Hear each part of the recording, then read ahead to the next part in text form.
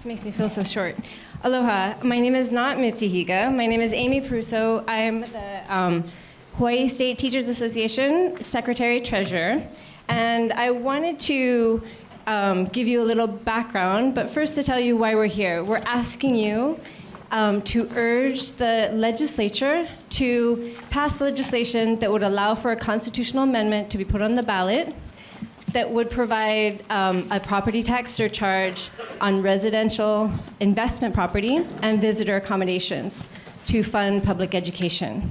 So to give you a little bit of backstory, 2 years ago when we first came into office, we did a listening tour and we talked to teachers across the state, every chapter, every island, to get a sense of what teacher vision for public education was, because we felt that voice had not really been heard. So the document that I handed out, and have some extra copies at the roundtable if folks in the community want to take a look at it, is the result of those conversations. And it really articulates what the teachers want for the students that they're working with. So a lot of them talked about whole child education, moving away from so much testing, support for all of our children, real equity in the public schools, diminished class size so that we can properly address the needs of every child, and more attention to vocational education and more elements like that. So if you take a look at that, you can kind of see where we'd like to go in terms of supporting public education. But to do this work, we recognized that we had to begin with where we were at. We had to take a hard look at where public education is at. And if you look at the resolution, the whereases outline the problems that we identified. So you may hopefully know that Hawaii is the lowest in per pupil expenditure in the whole country based on cost of living. We have the lowest teacher salary in the entire country based on cost of living. And for that reason, we also have an incredibly high teacher turnover rate. So more than 50% of our teachers leave within the first 5 years of their teaching experience. And that has an incredibly destabilizing effect on our public schools and on our children in those public schools.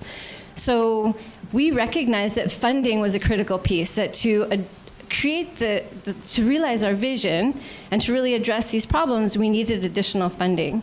Last year, we attempted to work with an increase in the GET, and that was not politically palatable. It's even less so this year. But a lot of the feedback that we got last year helped us to develop the proposal that we've brought to the legislature, which is a property tax surcharge. And for us, it actually addresses two problems at the same time. One is starvation of our public schools, and the other is over-speculation, which has contributed to the rise in the cost of living. So our research showed that we have allowed, because of our low property tax rates, we've allowed investors to come from outside to buy investment properties, and oftentimes to even keep them vacant because it's in their financial interest just to hold on them because they will appreciate in value. And at the same time, they're taking those properties off the market, which makes it difficult for our local residents to find places to live that are affordable. So our proposal is twofold. We want to increase property tax rates with this surcharge to a reasonable level so that it will decrease speculation.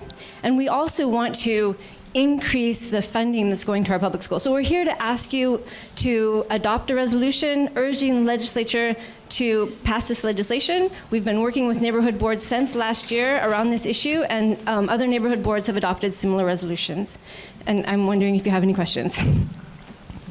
What has been the response from the legislators about this issue? That's a great question. So